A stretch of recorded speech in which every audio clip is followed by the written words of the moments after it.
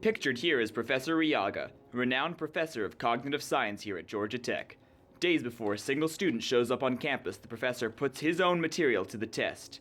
He is trying to rehearse his students' names while staring at their pictures to encode each individual face with a name into his brain.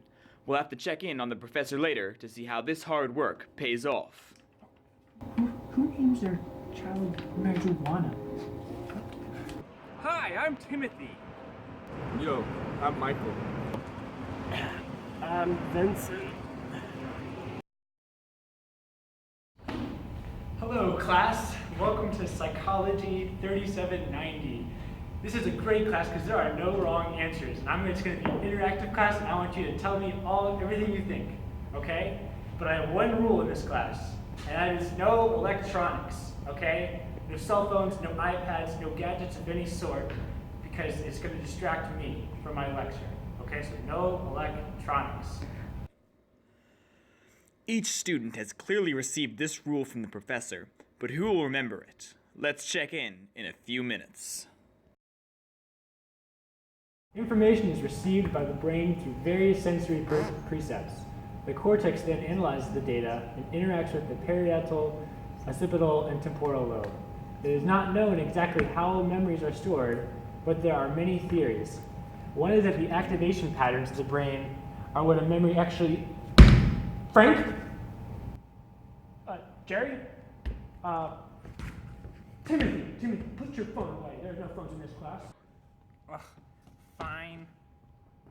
As we can see, the age of Timothy is clearly making it difficult for him to remember all of the information around him. It was only a few minutes ago that he was told that Professor Riaga didn't allow electronics in his class, yet he's already breaking this one simple rule.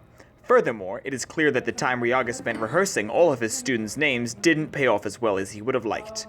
Although he was able to remember Timothy's name, it only came after 2 attempts, one of which was phonetically similar to Timothy's name. Let's see how this class progresses after a few weeks. Let's keep talking about stuff. What's chapter 4 on? You in the back, I'm going to call names. I'm going to call names now, class. Avi? Is Avi? Okay, Avi's not here. All right. What about Edward? Your name's not Edward, Timothy.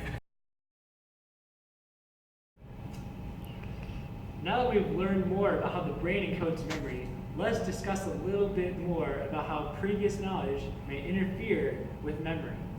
As we talked about last time, memories are activation patterns in the brain.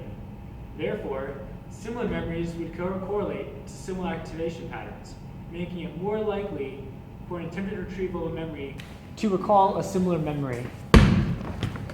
Vincent, you're on your laptop. There are no electronics in my class. Put that up, close the, put it up. And you too, Timothy, no electronics. Put your phone away. Michael, I can see. It's distracting. Michael, you have 3. I can see behind those 3 backpacks and a hockey stick. Michael, put your electronics. No, I can see it. Yeah.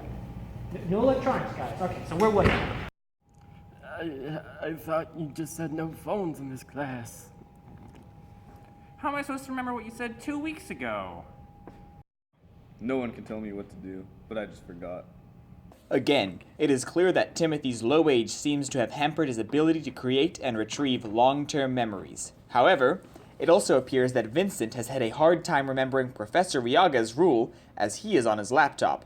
It appears as though his old age has led to an incorrect encoding of the memory into the brain, or that the memory has been altered by new and perhaps similar memories in the past 2 weeks. Finally, Professor Riaga's hard work seems to have finally paid off. He got all of his students' names right immediately.